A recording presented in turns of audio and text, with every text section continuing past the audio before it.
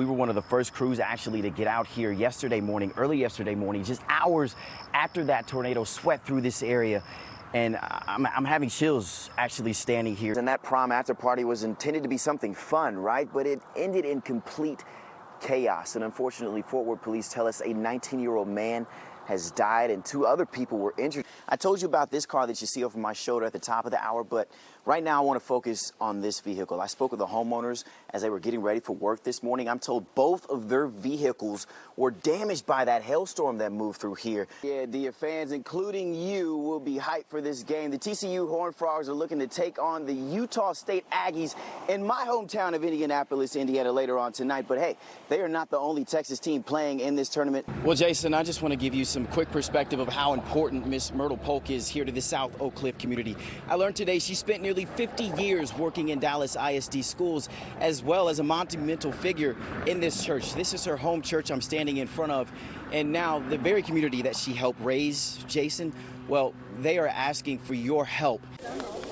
Every community has a village, and in that village, a matriarch. She is truly an elder in the community. And that is who Miss Myrtle Polk is to the Singing Hills community. We're devastated by what has happened. No one has seen her since Saturday. She didn't show up on Sunday at the exciting Singing Hills Baptist Church. We trust in God that he would return her back to her church home and to her family. And now, the community she helped raise is doing everything they can. I have looked in the places I know that she goes to bring her home. Philip is her only child. When we activated the village to help us locate her, this is what we saw. He says his mother suffers from early signs of dementia.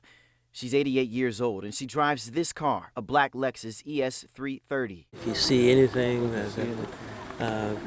from the bulletin that the police department has put out, please call them. But what's keeping him grounded? And sometimes that all you have to stand on is faith. And so we choose to believe that my mom is somewhere waiting to be found, waiting to come home healthy, and that's what we're standing on. And that's what they all believe right now. They will search everywhere for her. Sweet old lady. In Oak Cliff. That's what my mom is to Singing Hills. I'm Richard Solomon.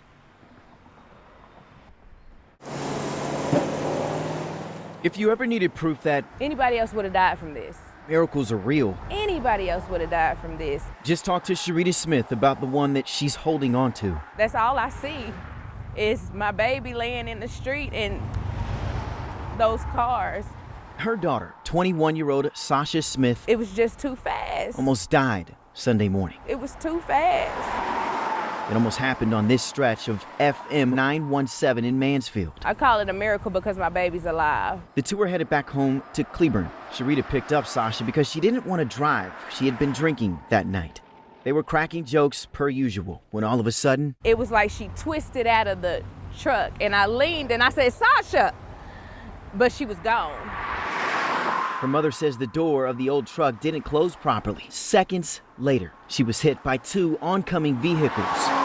Boom, boom. It's just like, bumper cars. They hit her that quick. Sharita says neither of the drivers stopped. And Mansfield police haven't made any arrest. I was dragging her out of the street. I'm in the street waving in the middle of the street for people to stop. Nobody would stop. Sasha was flown to JPS Health in Fort Worth. It's where her father, Stephen, died in 2014. He was taken to JPS from a motorcycle accident that happened on the same road she was hit on. She's right across from where he was. She has several surgeries scheduled this week to reconstruct her buttocks, spine, and back. She is the miracle that her mother just won't take for granted. I won't go home until it's time for both of us to go home. In Fort Worth, I'm Richard Solomon.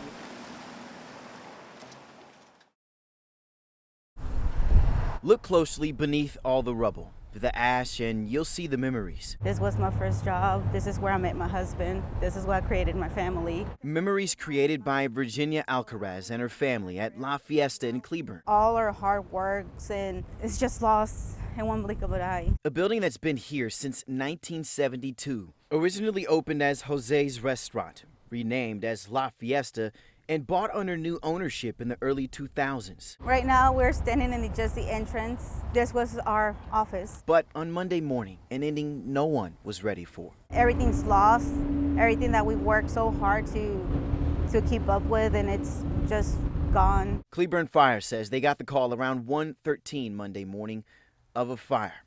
And when they got here, the building was up in flames. The roof caved in shortly after, I'm told. And a day later, so sad. Half of my life is here. employees like Gabriel Martinez came back to see it for themselves. He's worked here for 27 years, and now he doesn't have a job. I know people when come in little kids, and now they come with babies now. They don't know exactly what is going to happen next, but they do know this restaurant holds a special place in their hearts, even now. And Virginia says they don't want to hand out with this situation. What she wants for her employees is just for them to have a place to work, a place for them to earn a paycheck the right way. She is asking any business out there that needs help to look at her employees and just offer them work. In Cleburne, I'm Richard Solomon. Back to you.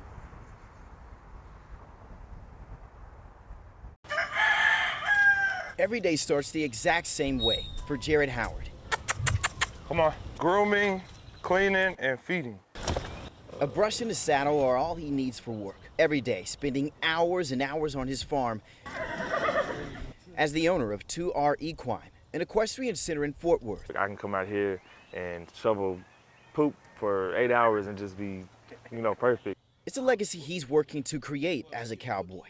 And for the last 2 years, he's taught everything from rehabbing horses to riding lessons. This is where I get my high. Coming out here, even though I'm in the middle of the city, I'm in the middle of nowhere. And in every single class, he also teaches a little history lesson that some people might not be aware of. Howard says the history of the cowboy runs deep, very deep in Black history. A lot of people think this is new to us, and that's the furthest thing from the truth. The Black cowboy is a key part of American history and Texas history. From pioneers like Bill Pickett to Bass Reeves, Howard hopes to walk in those footsteps, to expose the younger generations to a different culture or career path. This gives those younger generations something to do other than going and dealing dope. Because on farms just like his, there's a need for more Black cowboys. It teaches things like responsibility.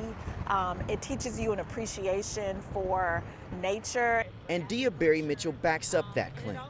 She's a historian, and her ancestors are cowboys. She says in the early 19th century, Black cowboys in the West worked as ropers, trail cooks, wranglers, even bronco busters. It's a culture Mitchell says should be continued. Because we weren't given our full respects during that time, I think today it would be truly significant to have continued that tradition. And Howard is a prime example because his legacy starts every single day on this farm. I love that. In Fort Worth. I really do. I'm Richard Solomon.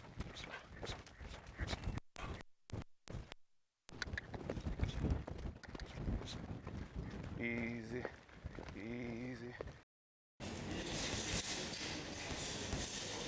There are just some things in life that come easy. Other things you just have to fight for. Boxing is me, it's a part of my life. Just take it from Frank Martin, who knows a thing or two about putting it all on the line. He's 18-0 with 12 knockouts. And I'm here to shock the world. And he's putting that undefeated streak to the test this Saturday. There, he'll face Gervonta Tank Davis for the lightweight championship. Born in Detroit but raised in Indiana, Frank now calls Dallas home. He knew he wanted to be a professional athlete. Me being an athlete is my call of duty to open up other doors. He always had an interest to box, but Mom said no. That is until his life took an unexpected hit at 18 as a senior in high school. I got in some trouble. Senior year, I lost all my football, wrestling scholarships. So I turned to boxing. I was just like, I'm gonna just give my all to boxing. He says police were called to the school after someone reported smelling weed in his car. Frank was expelled, and that's when boxing was introduced. Try to be more in a positive light and be a vessel for, the other kids.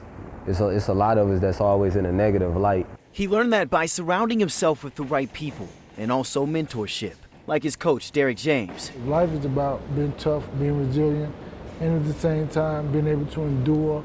You see, Derek is from Oak Cliff, and through his foundation, he's helped others get a fighting chance in life, giving away thousands and thousands of dollars in scholarships and showing kids there's more in life than what they're exposed to. I tell the kids I'm no different than you. I grew up in the Boys and Girls Club just like every other kid in the club now. Because all people need sometimes is the bright person in their corner. And that's what Frank wants you to take away from his story. Any battle, even the one he's preparing for now, can be won. You just have to get up and keep fighting. Believe in yourself. In Dallas, I know what I'm gonna accomplish. I'm Richard Solomon.